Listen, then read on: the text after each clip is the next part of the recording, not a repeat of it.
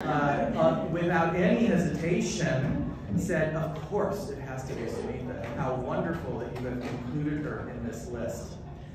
Sunita Anjulvel has made history. She became the first South Asian female president of the Washington State Bar Association, a position in which she currently serves brilliantly.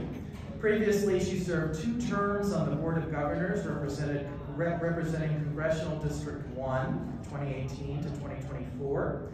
During her time on this board, she served as the Governor Chair of the WISBA Diversity, Equity, and Inclusion Council for 3 years.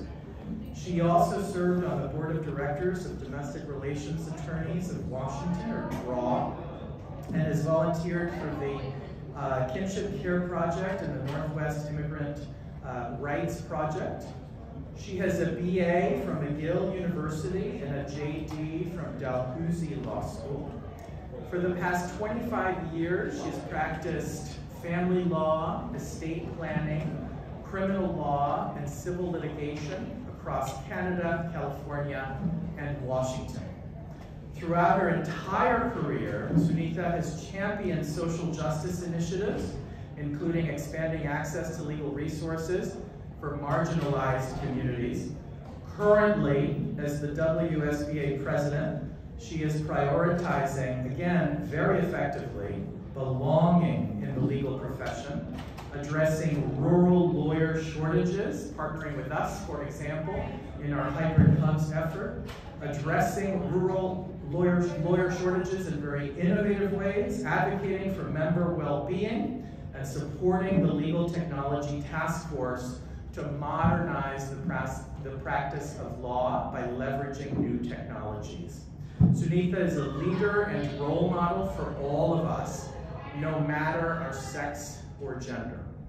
You know, I am of that age where I remember, and maybe a few of you in the audience know what I'm talking about. In the 80s, there used to be this commercial for E.F. Hutton, where the tagline was, E.F. Hutton was a financial advisor corporation firm that was national, and so the tagline was always, when E.F. Hutton talks, people listen. And usually there was a lot of, commotion, and then E.F. Hutton, one of the partners, would say something and everybody would go quiet. Well, I have seen again and again and again Sunita speak and everything settles down because people want to hear what she has to say. And we are very, very lucky that this evening we will be hearing from her as a luminary in law, a brilliant attorney and leader, a model for what is possible through the legal profession.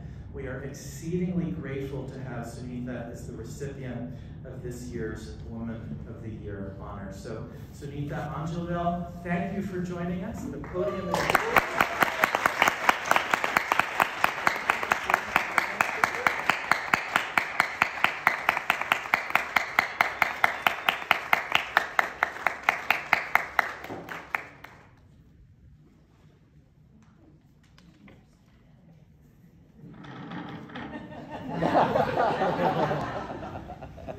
The first time I ever spoke, and I was about to introduce the Chief Justice of the State Supreme Court, who was then Justice Gonzalez, I spilled water all over him. It was really, people were listening then too. Hello everybody, Dean Verona, members of the Women's Law Caucus, the Women of Color Coalition, faculty, students, alumni, and honored guests, thank you. This honor means so much to me, coming from a law school that I deeply admire, as well as from the incredible student leadership at Seattle U. This moment, though, is not just about my personal achievements. It's about the collective work we all do to make space for one another, to challenge systems that need changing, and to build community. As we move forward at a time when the very foundations of our legal system are being rocked, I believe that change and community are the building blocks for us to create a solid structure to hold us. I've often said about my career that the only constant thing about my journey as a lawyer has been that it has constantly changed. I went to Dalhousie, a Canadian law school in the 1980s, and yes, my hair was big and my shoulder pads were bigger. After graduating, I worked in a rural community as a legal aid lawyer with 200 open files. Talk about trial by fire.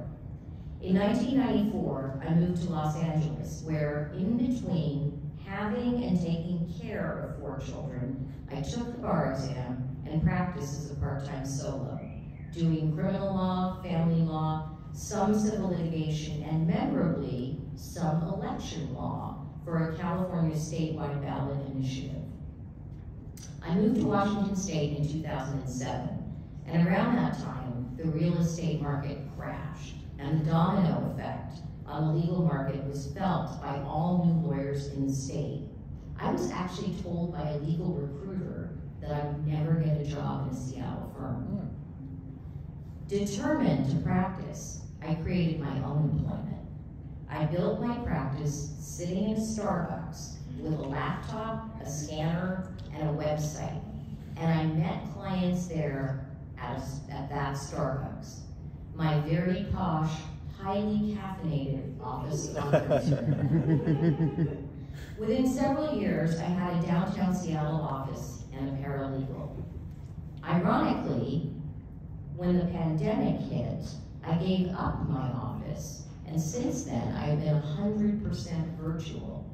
And my office is not Starbucks now, but it's a Zoom room. All my experiences taught me several important lessons that I need to share with you now. As you embrace change, be bold. Think outside the box. Don't let anyone tell you you can't get to where you want to be. They don't know your future. Eventually, I decided to involve myself in volunteer work at the Washington State Bar. And I encourage all of you students to keep that kind of effort in mind as you get your license and involve yourself in the broader community. My work with the Washington State Bar started when I joined the then Diversity Committee. That work became my passion. I ran to be elected to the Board of Governors in my district and served for two terms. During one of those terms, the Diversity, Equity, and Inclusion Council was created out of the Diversity Committee. And the reason for it becoming a council was so that we could have non-lawyer members, law school representatives, and public members. So keep that in mind for all you law students out there. This is an opportunity that's available for you. The Board of Governor members who were and became my friends motivated me to run for BOG president, and I won for the calendar year 2024-25. I wanted this year to focus on change. While I was leading the DEI Council, we were determined to revisit and update the then groundbreaking 2013 plan. After more than 2 years of concentrated work, the Diversity, Equity, and Inclusion Council has just presented an updated strategic plan last month to the board. In part, the plan was based on a new membership demographic study commissioned by WISPA that asked members questions about equity and belonging. While the plan is subject to the board's approval in May, I am so proud that the Bar Association is unapologetically and publicly supporting issues that are currently under fire across the nation. This study is very much the culmination of community. The community of WISPA staff, the community of volunteers. We also solicited feedback from many different stakeholder groups, including from affinity bar groups and other diverse communities. To the law students here tonight, especially those who identify as women, as BIPOC, as queer, as people balancing law school with parenting or caregiving or work, I want to say this clearly. You are all important agents of change. The profession is already changing because of you. And we need you, not just your legal acumen, but your full selves, your voice, your values, and your refusal to settle for the way things have always been done. Where does community fit in with this? Well, change does not exist in a vacuum. It requires community to support it. And I commend the Women's Law Caucus and Women of Color Coalition for developing community within the law school. I commend every affinity group in the law school for developing community. And I encourage everyone in this room to think about the various communities you belong to. How are you serving those communities? How are those communities serving you? Keep building your networks. Create communities yourselves. Nobody has to be alone in the practice of law. When you graduate, please join the volunteer community at WSBA. There's a lot of great work to be done and a lot of great folks at the bar. To the students I say, I wish you were walking through a fairer world at the moment. I don't think that my generation collectively held as firm as they could to values that matter, like diversity, equity, and inclusion, like the fundamentals of the rule of law. Many of us, however, are pushing back, so please know you are supported as you go on to lead the journey to shape a positive future for the world. I also want to take a moment to share another reason why this recognition is so important to me. One of my children, my daughter, Alice Olivia Mundell, passed away about a year and a half ago in a tragic accident at the age of 24. She had just started at the University of Iceland and was filled, like many of you are, with hope and light and a desire to change the world. She knew that I was about to become the first female South Asian bar president in the country, and she told me more than once that she was proud I was making history. I dedicate this honor to Alice, whose strong voice and open heart I carry with me wherever I go.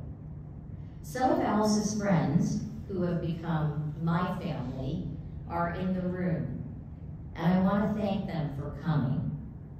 Jackie, Grace, Joao, and Luke, Grace's new boyfriend. Telling Grace's I love you all, and you'll always be family to me, and I'm so glad you're here. I also want to thank my children and stepchildren who couldn't be here tonight, as they have spread themselves across the country and the world and are doing the things they're supposed to be doing, working and studying and living. And I want to thank my husband, Kit, who is the best partner a person could possibly have in this life. I also want to thank all my colleagues, and special shout out to the WSBA staff who are here, because we are all a community and a family. Diana Singleton, Sarah Nagowski, Jen Olivario, Lori Powers, and I want to thank my family at the DEI Council, Raina Wagner and Sharon Sakamoto.